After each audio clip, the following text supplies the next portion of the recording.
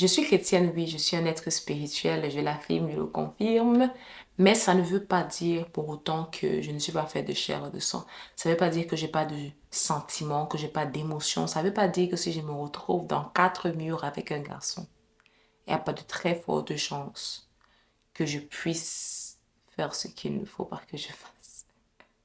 Aujourd'hui, je vais discuter avec vous de quelques situations dans lesquelles on peut se retrouver, malgré le fait que tu sois chrétien, enraciné dans ta foi, que tu crois en Jésus, que tu l'aimes de tout ton cœur. Il y a des choses, il y a des événements que si tu vis, tu seras prompte à pécher parce que à la fin de la journée, tu es faite de chair et de sang. On en discute aujourd'hui.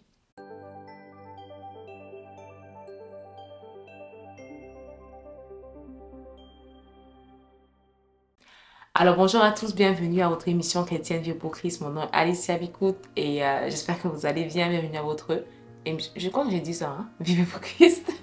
Bienvenue à votre émission Vivez pour Christ. Alors aujourd'hui, avant de commencer, je veux juste revenir sur quelque chose que j'ai dit dans ma dernière vidéo, là où je disais que mon corps ne me démange pas. En fait, qu'est-ce que je veux dire par là? Je veux dire qu'en fait, je peux pas rester tout simplement comme ça et puis avoir le sentiment que j'ai envie d'avoir des relations sexuelles parce que comme je l'ai dit dans ma vidéo, je suis toujours vierge, j'ai jamais connu d'homme et il y a des choses que mon corps ne me réclame pas. Cependant, j'ai eu des personnes qui sont revenues sur ma vidéo et puis il y a une qui m'a dit ah, tu es chanceuse que ton corps te démange parce que moi parfois je sens ci, je sens ça, je sens ci, je sens ça. Alors, je veux juste clarifier les choses ici. Parce que je dis que mon corps ne me démange pas, ça ne veut pas dire que je ne peux pas avoir un crush sur quelqu'un. Ça ne veut pas dire qu'un garçon ne peut pas m'intéresser. Ça ne veut pas dire, comme je dis, que je ne peux pas désirer, par exemple, me marier ou désirer être en couple. Non. Mais ça veut dire juste que c'est comme quelqu'un qui n'a jamais mangé des haricots. Les haricots ne peuvent pas te manquer parce que tu n'as jamais mangé des haricots. Donc peut-être je peux me dire que c'est différent avec le corps humain parce que le corps est fait de manière sexuelle, selon certains scientifiques, ton corps, que tu aies déjà connu des choses ou pas, il va te réclamer certaines choses. Je suis d'accord, mais je ne suis pas d'accord en même temps. Parce que il y a des choses, selon moi, qui attisent les désirs de ton corps. Ça peut être une caresse, ça peut être un film que tu as regardé, ça peut être quelqu'un que tu convoites. Parce que avant que ton corps ne puisse commencer à produire de l'excitation, si je peux le dire, ton corps commence à convoiter. C'est un peu comme avec le chien quand il bave. Pourquoi est-ce que le chien bave, si tu ne le savais pas? C'est parce que il convoite la nourriture. He lust after it. So he desire it. Et il commence à baver.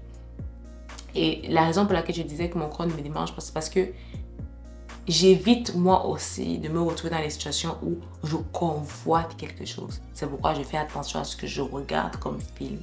C'est pourquoi je fais attention à si même je trouve un frère ou un gars beau, je fais attention à ne pas entretenir cela dans mes pensées. Pourquoi? Parce que je suis consciente de ce que je suis faite de chair et de sang et je suis consciente de ce que je ne suis pas le bois, je ne suis pas le fer en fait. Je ne suis pas le fer, ok? Donc, mais je suis aussi consciente de ce qu'il y a une responsabilité qui me vient de faire attention, comme je disais, à ce que je vois, à ce que je peux convoiter. Nous, parfois on parle de crush. Est-ce que j'ai un crush? C'est une chose, j'ai une amie, elle n'aime pas, elle personnellement, elle ne se voit pas dire qu'elle a des crushs parce qu'elle se dit que j'ai un crush, ça veut dire que je l'ai accepté, ça veut dire que j'entertain, ça veut dire que je entertain, c'est un peu genre, en fait, c'est comme si j'entretiens en fait cette idée, j'entretiens ce gars dans ma tête et elle refuse cette idée. C'est pourquoi elle se dit en tant qu'enfant de Dieu, elle n'a pas de se dire qu'elle a un crush. Mais est-ce que ça veut dire que tu peux pas trouver quelqu'un bien et que tu peux pas trouver quelqu'un intéressant potentiellement pour le mariage? Si, mais c'est pour dire que sachant que tes pensées peuvent aller très loin très vite dépendamment de quelles sont les limites que tu lui donnes, elle préfère ne pas entretenir cette pensée parce que pour elle, ça peut facilement devenir une porte ouverte. Donc aujourd'hui, je veux justement nous encourager à faire attention à ce que nous voyons, à ce que nous entendons et comment est-ce qu'on entretient souvent quelques relations implicites que ce soit. ok, je parle avec ce frère ou je parle avec cette soeur, mais en réalité, c'est comme s'il y a quelque chose, mais c'est comme s'il n'y a rien. Ça, ce sont les choses qui peuvent facilement ouvrir des portes pour la convoitise. Et tu commences à avoir, tu commences à lust, tu commences à convoiter en fait cette personne. Donc, lorsque je veux qu'on aborde ce sujet de je suis chrétienne mais je ne suis pas insensible, c'est parce que j'ai vu aussi dans le corps du Christ de nombreux témoignages de sœurs chrétiennes qui semblaient être en feu pour Dieu, qui semblaient être amour. Voilà, moi je prie, moi je cherche Dieu, moi vraiment tac, tac, tac, tac. Mais qui ont fini par tomber parce qu'elles ont voulu croire que elles vont spiritualiser le corps. Ok, tu ne spiritualises pas ton corps. Tu es fait d'un esprit, une âme et un corps. Ton corps, ce n'est pas l'esprit. C'est pourquoi la Bible ne dit pas rendez votre corps spirituel pour résister à la tentation. Elle veut dire fuyez. Ok. Donc tu ne peux pas te dire ok parce que je suis spirituel ou parce que je pense que ton corps ne connaît pas ça. Ton corps ne connaît pas que je suis spirituel. Si tu es devant un gars qui te plaît, ma chérie, et qui met ses deux mains comme ça devant le mur, il est face de toi. Tu vas oublier même que tu ne connais pas la langue. Donc, il y a des choses, tu ne les testes pas.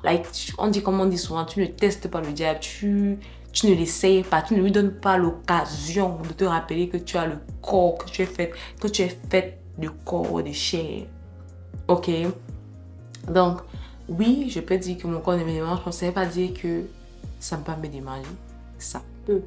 Si j'ouvre les portes à ça, si je commence à lost, à convoiter un frère, et je le regarde, je commence à entretenir cette idée dans mes pensées, je veux même commencer, ça sera facile pour moi de commencer à rêver de lui. C'est pourquoi parfois les sœurs sont comme, oh c'est Dieu qui m'a dit non, c'est que tu convoites le frère et tu n'as même pas en fait le courage et la maturité de te l'avouer à toi-même qu'en fait tu convoites le frère. C'est pas que c'est Dieu qui t'a dit, c'est que tu convoites le frère, c'est tout. You know? Donc, c'est d'avoir vraiment cette maturité nécessaire de pouvoir être sincère avec toi-même et de te dire, tel type de personne me plaît, tel type de choses me plaît, mais je sais que ce n'est pas bon parce que ça peut ouvrir les portes de la convoitise dans ma vie et donc du péché dans ma vie, alors je vais faire attention par rapport à ci et ça. C'est pourquoi je fais attention à ce que je regarde, je fais attention à ce que j'écoute, je fais attention à comment est-ce que je parle de certaines choses. Et pour celles qui sont en couple, si potentiellement tu es dans une relation, il faut aussi faire attention à ce que vous discutez dans votre relation avec ton copain ou avec ton fiancé. Parce qu'il y a des discussions qui sont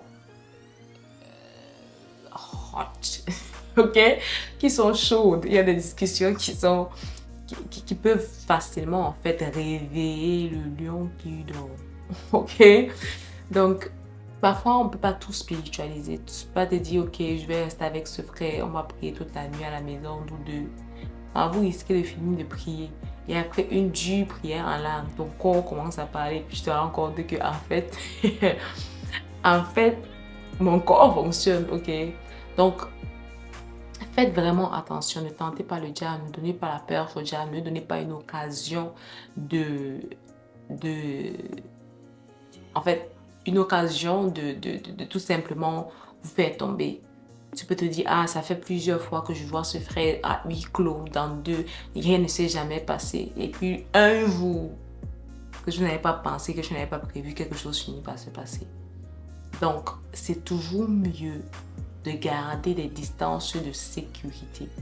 Parce que tu es conscient que tu es fait de chair et de sang, tu es conscient que tu es un être humain et que tu peux faire preuve de faiblesse, alors tu ne t'exposes pas à des choses qui peuvent potentiellement te faire tomber dans le péché. Si un homme marié qui a des relations avec sa femme peut tromper sa femme, à plus forte raison, toi qui es célibataire, te retrouves deux places avec un autre homme. Come on. Donc oui, je suis spirituelle, mais ça m'arrive. Ça peut m'arriver. Ça m'arrive pas. Mais ça peut m'arriver ça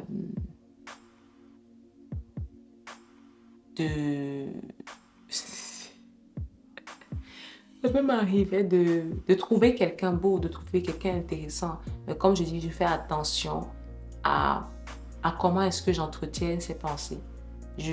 En fait, je fais attention à ne pas entretenir la pensée pour me garder moi-même, pour garder mon corps, pour garder mon âme, pour garder mon esprit. On dit un esprit sain dans un corps sain, ok?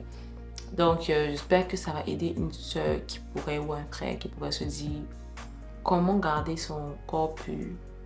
Garde en faisant attention à tes sens, ce que tu écoutes, ce que tu regardes, ce que tu dis, les conversations que tu as. Et pas seulement en priant, mais en étant aussi sincère avec toi. Lorsque tu remarques que tu es intéressé par quelqu'un, tu es encore beaucoup plus vigilant. Et quand vous finissez par vous mettre en couple, tu es encore 3 fois plus vigilant parce que tu te dis, cette personne définitivement, elle me plaît. Cette personne définitivement, je suis intéressée par elle.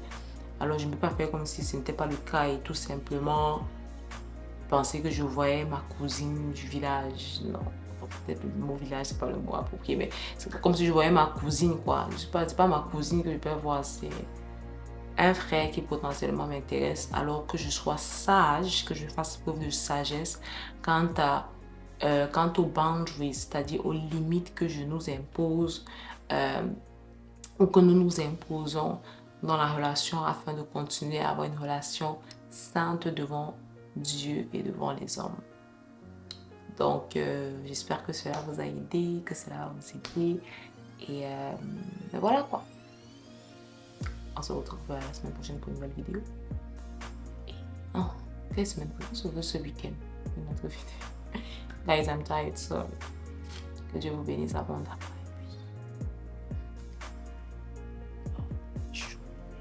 Mon micro est actually en haut.